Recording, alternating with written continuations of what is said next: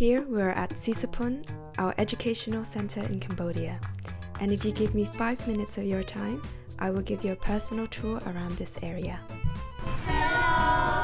Here we have 4 wonderful students from our center. Now they're leaving Sisophon Primary School and heading towards our center, which takes around 1 minute. Now you might be wondering, why would they go to another class if they have just finished their school? They should be enjoying themselves and having fun right now. Well, give me a moment, and I'll explain to you why they're glad to be here.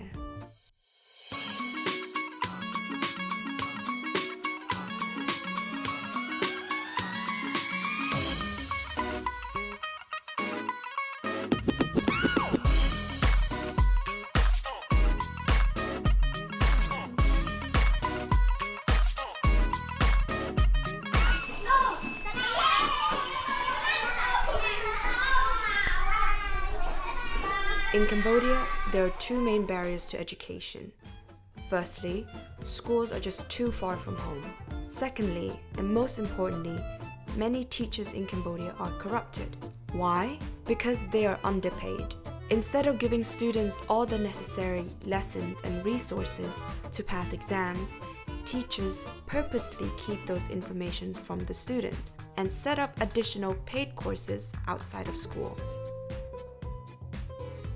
We know that it's completely unfair, but with the help of Martin, the center has been able to accommodate more than 1,500 students from disadvantaged family background to receive additional lessons free of charge.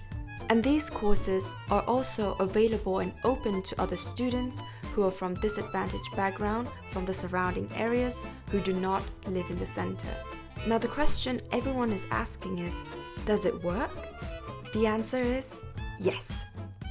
The results?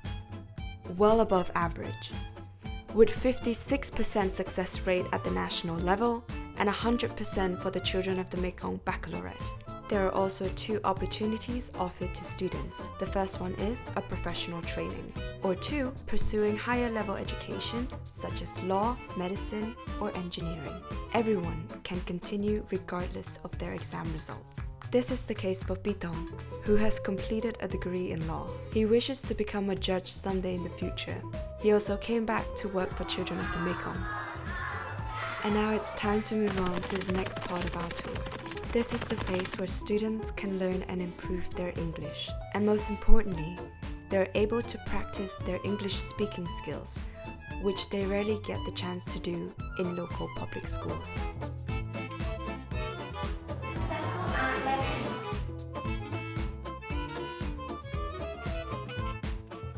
There is also the computer room, where they learn basic computer skills, such as learning to type the keyboard using Latin alphabet. Prior to coming to the center, these children have never used a computer before. They didn't even know what a faucet was. And now they're using it, mastering it like a chef's. Students at the center study relentlessly, and it's true that they work very hard, but their well-being and development is just as crucial and essential to their well-being. And here, they are learning the traditional coconut folk dance.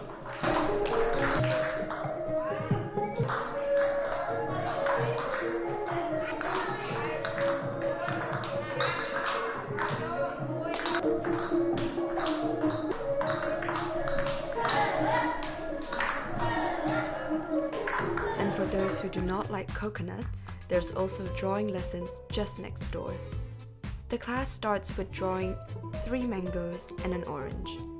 And honestly speaking, the end result is pretty decent.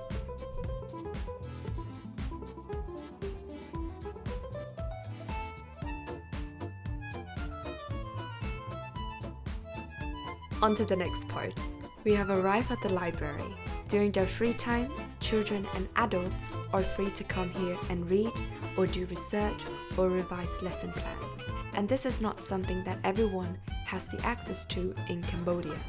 But we're also not going to make you believe that they spend all their day in the library, which is why we're going to move on to the next part. And here we have a beautiful outdoor sport field, where students can come and relax and play during the weekends. And you can see how athletic these students are.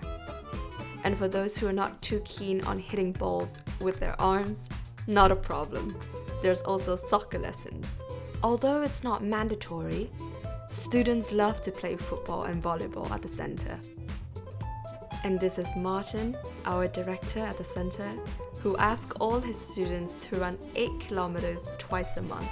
If they don't do the run, then they get a 10% mark deduction from their overall average grade. Now a close look to see where the students live. Boarding houses located at various locations within Sisophon district. Everyone eats together, studies together, and of course share the same living space. And this is a glimpse into our center in Sisophon. And finally, we have arrived at the flag ceremony area.